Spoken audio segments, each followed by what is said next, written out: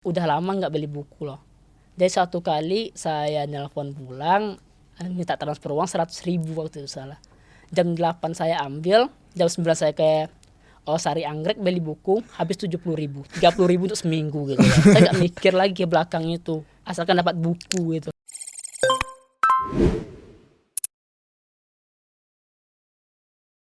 Assalamualaikum warahmatullahi wabarakatuh. Kembali lagi bersama saya di podcast Dekat TV, TV Masa Depan Dakwah dan Komunikasi.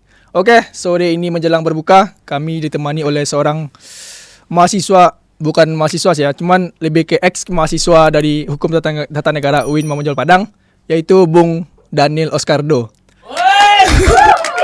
Oke. Mungkin ini perjumpaan kedua kita ya, Bung. Sebelumnya juga pernah berjumpa ketiga ya? Suara kampus. Oh iya, suara kampus. Jadi gini, Bung. Bung puasa nggak, Bung? Alhamdulillah, belum makan minum. Oke, kali ini kita bersama dengan Bung Daniel Oscardo, seorang mahasiswa, bukan mahasiswa, tapi ex mahasiswa Hukum Tata Negara UIN Mamunjol Padang, yang insya Allah bulan Ramadan ini akan wisuda. Oke, kita doakan semoga wisudanya lancar. Cuman kata Bang Daniel, dia sedikit kecewa dengan peraturan kampus yang menyenangkan wisuda di bulan Ramadan. Apakah itu benar, Bang? Dibilang kecewa, memang benar kecewa. Kecewa ya, Bang ya? Karena sebanyak itu bulan, 12 bulan, dipilih Ramadan di penghujung Ramadan. Kalau boleh tahu tanggal berapa wisuda, Bang? 27, 28. 27, 28. Oke. Bang, iya, Bang, mana tahu dong, Bang? Oh, udah tahu dong. Hai. Bang Daniel ini terkenal dengan mahasiswa yang menulis skripsi tentang aliran kiri. Mungkin gini, Bang, saya pribadi itu belum paham tentang aliran kiri. Karena mungkin kalau seseorang mendengar tentang aliran kiri, stigmanya adalah, persepsinya adalah bahwasanya yang kiri itu adalah yang tidak baik. Karena yang baik itu pasti mereka beranggapan yang kanan gitu. Jadi mungkin Abang bisa menjelaskan dulu tentang apa sih yang dimaksud dengan kiri gitu. Oh iya. Untuk skripsi kalau sudah selesai itu untuk judul sebenarnya penekanannya itu terhadap pelarangan buku sih, karena saya hukum ya. Pelarangan buku pelarangan kiri. Buku kiri gitu loh, penekanannya seperti itu. Adapun untuk pengertian sebenarnya definisi kiri itu enggak jelas. Artinya dalam ilmu politik itu ada yang namanya spektrum politik. Itu pengelompokan politik. Ada yang namanya kiri jauh atau kiri ekstrim. Kemudian ada kiri biasa itu. Kemudian ada tengah, kemudian ada kanan biasa, kemudian ada kanan ekstrim seperti itulah. Untuk kiri sendiri itu dari apa yang saya baca, awalnya itu berawal dari parlemen Prancis. Sebelum abad 18 itu terjadi revolusi Prancis 1789 itu, waktu itu raja itu Louis XVI menuduhkan orang-orang untuk bermusyawarah di parlemennya seperti itu. Karena waktu itu sudah menyebar idenya ini negara republik dari ya semacam Hobbes, Locke seperti itu loh. Jadi orang kiri ini, duduk sebelah kiri ini, dia itu ingin menentang bentuk ini absolut ini, bentuk monarki ini loh gitu. Dia ingin perubahan, ingin ada HAM di sana. Sedangkan yang kanan ini tidak ingin perubahan. Jadi secara langsung kiri itu sebenarnya adalah kayak pihak yang menentang gitu ya. Iya, sesuatu yang ingin mengubah atau menghendaki perubahan struktur seperti itu. Cuman yang saya baca di Google, Bang, tadi saya sempat baca tentang kiri. Katanya emang kiri itu emang yang membawa perubahan dalam suatu lembaga atau pemerintahan. Cuman dia ketika membawa perubahan tersebut itu melakukan kekerasan. Yang kekerasan yang dimaksud di sini apakah itu dalam bentuk anarkis kah atau kekerasannya lewat media atau gimana gitu, Bang? Iya, seperti yang saya bilang tadi, spektrum itu ada kiri ekstrem dan ada kiri lunak gitu. Jadi dari sana itu melahirkan beberapa kelompok ideologi. Yang pertama itu ada komunisme, kemudian ada anarkisme, kemudian itu ada gerakan reformisme gitu. Artinya ada kelompok yang meyakini bahwa perubahan itu tidak mungkin loh akan terjadi secara baik-baik seperti itu. Contohnya reformasi 98 itu kan kekerasan, Iya, iya, penggulingan, benar. kudeta. Jadi dalam teori Karl Marx itu disebutkan dalam kehidupan bernegara itu ada yang namanya suprastruktur, ada yang namanya basis seperti itu. Kalau basis itu kayak apa, Bang? Ya, basis itu adalah ekonomi, artinya alat produksi Oh, berkaitan dengan ya. ekonomi. Sedangkan suprastruktur itu nilai-nilai seperti agama, Iya. kemudian institusi sosial, negara, itu loh. Jadi fungsi negara bagi orang-orang ini adalah untuk menenangkan atau mengakomodasi kepentingan kaum-kaum yang tidak menginginkan perubahan ini loh, atau dalam bahasa Karl Marx itu bourgeoisie ya. Sedangkan makanya kalau para buruh itu tidak ingin tertindas gitu loh, maka dia harus melawan gitu, nggak mungkin diminta, harus ditumbangkan gitu loh. Mungkin dulu kalau mahasiswa minta ke suatu baik-baik nggak ada reformasi kali ya. Cuma gini, Bang, kan ketika kita masih membahas tentang kekerasan yang dilakukan oleh kaum kiri. Yang kalau yang Abang tahu itu kekerasan seperti apa yang Abang ketahui deh gitu. Iya. Tentang kekerasan Iya. yang dilakukan oleh kaum kiri untuk membawa perubahan. Iya. Contohnya kayak apa, Bang? Ya mungkin saya terangkan dulu perbedaan kekerasan itu ya. Ada, kita kenal istilah vandalisme, kemudian ada anarkisme, kemudian ada komunisme yang mengharapkan revolusi kan seperti itu. Ya, vandalisme ya seperti coret-coret Iya. atau Merusak itu loh, fasilitas ya, merusak Bang. fasilitas, vandalisme itu. Sedangkan revolusi itu kekerasan yang dibentuknya itu adalah kekerasan kolektif. Artinya dia itu melibatkan orang banyak seperti itu, bukan keinginan satu orang. Artinya ketika ada satu orang yang mempunyai ide mungkin, lalu dia terjun ke lapangan dengan mengkoordinir massa, itu kalau dalam bahasa Tan Malaka itu dalam aksi massanya kita baca itu tukang pats itu loh, tukang pembuat kekacauan. Tetapi kekerasan yang diinginkan oleh perubahannya adalah kekerasan yang memang murni dari massanya, kayak demo lah. Kayak demo kan ada koordinir kayak Ya, ada korlapnya ya, gitu kan. korlapnya gitu kan, mungkin seperti BMSI. Jadi kalau seandainya BMSI turun misalnya, itu bukan hanya keinginan BMSI aja, tetapi harus keinginan dalam hati massa itu sendiri gitu Iya, loh, benar. gitu. Jadi gini, Bang, saya juga pernah dengar kalau Abang tuh pertama kan emang fans terhadap buku-buku kiri. Iya. Ya emang Oh, iya, suka karena iya.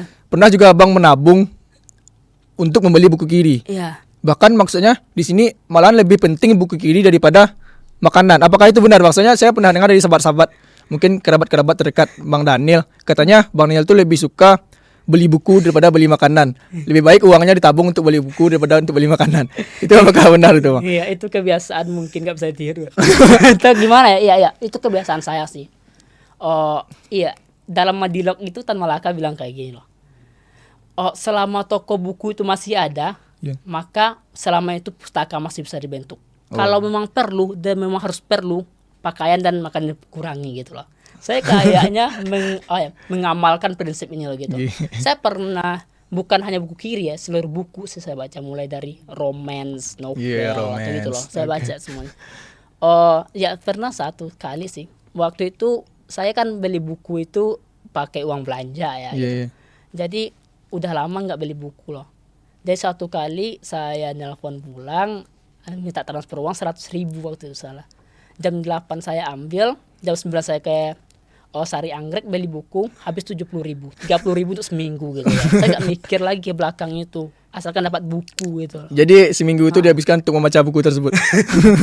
Iya kayak gitu loh, emang sih. Ya mungkin nggak karena yang pertama itu hobi ya, yang kedua Hobi membaca ya, yang kedua itu karena kepentingan nulis ya.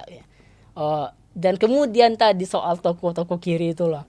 Ya masing-masing orang itu ada yang namanya patron sih gitu loh. Artinya ada suatu toko yang diidolakan, yang ingin kita menjadi seperti itu. Mungkin orang terdekat kita, ayah, ibu misalnya. benar-benar. Dalam dunia intelektual itu kan banyak tokoh-tokoh. Jadi saya pribadi mengidolakan beberapa tokoh, ya termasuk Karl Marx, kemudian Tan Malaka, kemudian Gus Dur seperti itu. Karena pemikiran mereka itu adalah berpatokan kepada humanisme, artinya nggak ada kesetaraan, nggak ada lagi penindasan seperti itu, nggak ada lagi orang yang makan 3 kali dalam sehari dan orang yang makan 1 kali dan 3 hari gitu loh, yang dihapuskan sebenarnya. Jadi kan Abang ini kan fans dengan Tan Malaka.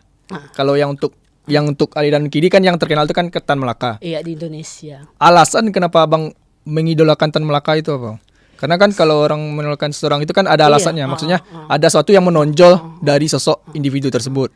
Iya, karena semangat pembebasannya tadi, humanisme ya itu loh. Iya, kita gerak baru atau periode baru kemerdekaan Indonesia itu sebenarnya ada 1908 ketika berdirinya Budi Utomo. Waktu itu 1912 ada Muhammadiyah. Artinya udah ada zaman-zaman pergerakan seperti itu kan. 1921 itu berdiri PKI. 1917 itu ISDV. Itu pembawanya Snifflet dari Belanda sih. Jadi orang ini sih yang ingin membebaskan dulu Indonesia gitu loh. Makanya PKI mengadakan pemberontakan walaupun Tan Malaka nggak setuju ya sebenarnya. Dan kembali ke Tan Malakanya, ya Tan Malaka saking ingin merdekanya gitu loh. Waktu meninggalkan tanah kelahirannya, tanah Suliki itu Kabupaten Mulkota. Kebetulan satu daerah Satu sama kabupaten, saya gitu satu lah. kabupaten, Iya, ya. 20 kota kan. Oh, berarti penyebab lain Bang fans dengan Tan Malaka adalah karena orang sekampung. Enggak, lebih ke pemikiran Oh, sih. lebih ke- Iya, dia itu waktu itu waktu setelah selesai sekolah quick school di Bukit Tinggi. Jadi ada dua pilihan. Yang pertama itu menikah, yang kedua itu memikul gelar adat, datuk. Kan Tan Malaka itu sebenarnya gelar adat, nama Ibrahim. Nah, ya Tan Malaka memilih gelar datuknya dan tidak menikah karena dia ingin belajar loh. Lepas ke Harlem Belanda, lalu melintasi 8 negara demi membebaskan bangsanya. 1926-25 dia menulis Onar the Republic menuju Republik Indonesia Merdeka. 1942 dia menulis Madilog, artinya dia ingin memajukan pemikiran bangsanya itu. Kalau nggak pemikiran nggak maju, bangsanya pasti nggak akan maju. Oh iya, benar. Nah ini Bang, dan Abang juga mungkin untuk pengalaman di buku Kiri, maksudnya pengalaman yang diketahui dari buku Kiri mungkin bisa dibilang sudah banyak lah gitu. Atau mungkin Abang masih ada sesuatu hal yang membuat Abang masih penasaran tentang Kiri. Iya, kalau untuk penasaran sih, enggak penasaran mungkin karena ilmu itu selalu berdialektika, ya bahasa filsafatnya dialektika kan, berubah-ubah nggak tetap gitu loh. Artinya sebenarnya belajar itu bukan sesuatu yang pernah usai gitu loh. Memang kuliah mungkin pernah selesai, tapi belajar enggak sih. Ya. Jadi di situ dia dari sana dapat kita lihat misalnya saya kenapa kekeh di kiri misalnya karena dalam ideologi itu ada namanya pisau analisis kan. Artinya untuk memahami suatu masyarakat itu harus mempunyai paradigma gitu loh. Jadi saya melihat kiri ini menawarkan paradigma yang agak progresif seperti itu loh. Untuk penasaran sih mungkin enggak, cuman bagaimana untuk menerapkan ini ya masih pelajari terus. Okay. Dan juga yang menarik dari seorang Bang Danilo Skardo adalah dia telah membuat suatu buku yang katanya buku ini bertema tentang romance. Mungkin bisa diceritakan Bang, itu inspirasi romance itu apakah dari pengalaman pribadi atau cerita romantisnya seseorang atau gimana? Bahkan karena nggak pernah punya kisah romantis kali ya, nulis buku romantis seperti itu loh. Masa ya Bang pernah? Iya nggak ada pernah. cerita romantis? Nggak pernah. Artinya iya ada beberapa hal yang harus diandalkan selain visual, artinya ada audio kita, artinya menggunakan indera-indera kita gitu loh. Kayak pergi suatu tempat tuh jangan main-mainnya aja gitu loh, cuman amati sekitar kita gitu loh. Jadi mungkin saya belajar dari kisah-kisah orang lain seperti itu, atau kan saya juga baca-baca buku itu loh. Iya, sebetulnya bacaan nggak terlalu yang berat-berat selalu gitu loh, karena misalnya ngeblank, artinya ada selang-seling. Dari situ saya terinspirasi, salah satunya baca-baca buku Fiersa Besari atau Boy Senja. Chandra gitu loh. Mau jadi anak senja ya Bang? Nalangin. Oke, untuk buku romance, buku romansnya sendiri tuh udah sampai mana Bang penulisannya? Oh iya, kemarin kan sempat tertunda ya karena fokus skripsi dan iya skripsi. Jadi itu mungkin kalau sampai mana penulisan 70% mungkin udah. 70%. Targetnya itu Mei sih, itu kena ke penerbit. Bisa dikasih spill dikit nggak bang tentang sinopsis bukunya atau Oh, wow. isi dalam bukunya gitu? Sebenarnya saya menulis 2 buku sih dan lebih tertarik kepada buku yang satunya lagi. Itu novel sih yang saya Novel. tulis. Iya. Judulnya bang? Itu saya buat kelas pekerja sih. Kelas pekerja. Iya, yang satu ini itu perspektif dari seorang mahasiswa yang di kampung halamannya itu udah rusak alamnya oleh tambang, kemudian berantau ke kota, kemudian bersinggungan dengan orang-orang yang di mana buruh pabriknya susah gitu loh. Jadi dari sana ya ini paradigmanya kiri lagi sih. Cuman untuk buku yang romance ini mungkin saya nggak bisa menceritakan. Apakah pengalaman pribadi? Enggak. Kayaknya pengalaman pribadi ya. Oh, Bang? enggak sih. Oke, abang kan ini udah menyelesaikan skripsi dan insya Allah akan sudah di bulan Ramadan ini. Terus mengenai kesibukan abang selama mungkin kan untuk mata kuliah kan sudah nggak ada. Maksudnya untuk tanggung jawab di perkuliahan kan sudah tidak ada. Lalu apa sih kesibukan abang di Padang itu bang? Oh iya, saya baru nyampe Padang 1 minggu yang lewat Jumat karena pengumuman wisuda yang mendadak ini loh. Oh iya. Jadi kegiatannya kemarin siap sidang itu pertama masih di organisasi pasti. Kemudian selama Ramadan ceramah gitu loh. Ceramah. Terus ini nunggu wisuda itu. Oh gitu. Dan untuk ini bang, untuk tulisan-tulisan yang sudah abang up di media itu yang paling berkesan itu tulisan yang mana bang? Maksudnya yang paling susah jebolnya ke media itu tulisan yang mana? Mungkin di Mojok deh. Di Mojok. Mojok. Itu membahas apa bang? Oh iya, itu saya agak kesal sama Win sih. Ya saya kesal saya tulis gitu loh. Ya waktu itu kan saya hukum tata negara ya. Hukum tata negara kan seharusnya kami PL itu di pengadilan negeri karena sesuai kami atau PT UN atau DPR gitulah. Cuman karena kampus itu mengarahkan PL-nya ke pengadilan agama yang notabene-nya adalah tempat kawan-kawan HK sebetulnya. Jadi saya kesal kan, saya kesal. Anak yang satu sangker misalnya itu bisa magangnya di pengadilan negeri, kemudian pengadilan agama juga itu. Diuin kok cuma satu itu loh, dan bukan kami gitu lah. Jadi saya kesal tulis. Kemudian di sana selama PL itu saya dapat pengalaman kan. Iya, di pengadilan agama itu kasusnya itu cerai, gugat, pernikahan, dispensasi perkawinan, itu aja setiap hari gitu loh. Jadi tidak ada hubungannya dengan hukum tata negara. Iya, jadi dari sana itu saya dapat pengalaman itu sih. Artinya kalau ada yang mau lanjut ke jenjang pernikahan seperti itu, ya persiapkan dulu the mental, finansial seperti itu karena ada yang itu loh kata-kata hakim itu jangan sekarang ke sini bulan depan ke sini lagi bercerai gitu loh. Jadi siapkan dulu. Saya tulis dan itu lebih berkesannya kan sempat ini trending 2 di Mojok gitu lah. Oke, gini bang, mungkin closing statement dari abang. Coba kasih satu statement tentang mahasiswa yang ingin menulis, cuma tidak hobi membaca. Coba dikasih satu statement bang. Iya, ini di organisasi itu saya masih ingat pesan senior saya. Aktivis itu harus wajib 3 hal katanya. Diskusi, membaca, menulis. Artinya membaca, menulis dan postulat pertukaran pikiran itu, diskursus itu suatu keharusan sebenarnya. Jadi kalau nggak suka baca tapi mau nulis, saya rasa ya pusing juga sih gitu loh. Atau mungkin orang nggak suka baca buku, cuman bisa itu dari pengalaman orang lain. Artinya kan memang mendengar juga. Kalau dalam Pertamina kan alam terkampanye guru gitu loh.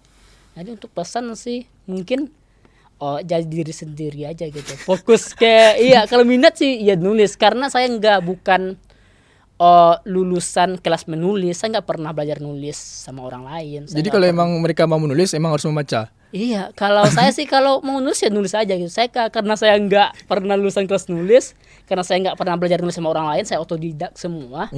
Iya, nulis kalau mau nulis ya nulis aja gitu. Oke. Mungkin itu dulu percakapan kita dengan Bang Daniel Oscardo. Terima kasih Bang Daniel sudah mampir di DKTV. Soalnya ini mendadak ya kawan-kawan. Saya tadi nelpon Bang Daniel jam 2:30, langsung podcast jam 3. Jadi emang mendadak. Jadi mungkin itu dulu pertemuan kita pada hari ini. Sampai ketemu lagi di podcast DKTV, TV Masa Depan Dakwah dan Komunikasi. Assalamualaikum warahmatullahi wabarakatuh.